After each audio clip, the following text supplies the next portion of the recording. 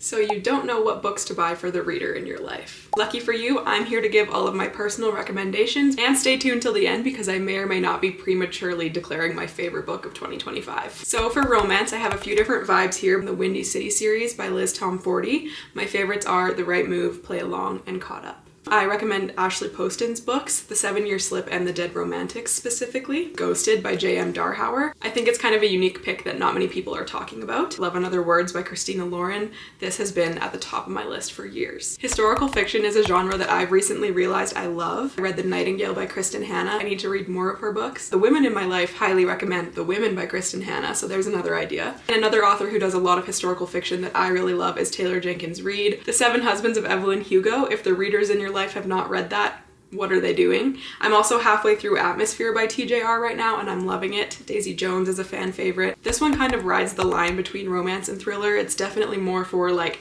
the true crime freak who's also a reader in your life. It's the Mindfuck series by S.T. Abbey. It pains me to say this, but Verity by Colleen Hoover. Rock, Paper, Scissors by Alice Feeney. Especially good if they've not read another Alice Feeney book. I'm going to give you one Freedom McFadden recommendation, and it's The Teacher. Moving into fantasy, I haven't talked about this on my page at all somehow.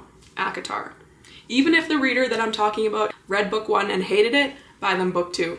Buy them A Court of Mist and Fury and ask them how they feel. For a different fantasy vibe, House on the Cerulean Sea is really cozy. Caraval is a series that I read a long time ago. People love Once Upon a Broken Heart by Stephanie Garber. Now, you could buy them Wicked, The Life and Times of the Wicked Witch of the West by Gregory Maguire for the plot. The best part about reading that book is turning to your friends and telling them all the crazy shit that's happening. So if you're curious, have the reader in your life read that. And then lastly on here I have Divine Rivals. I didn't ever read the sequel, but I remember liking Divine Rivals. And for the last category, it's basically just things I wanted to make sure I said and didn't forget about. So the Magnolia Park series. I'm sorry, I will not be stopped. I already talked about it at length.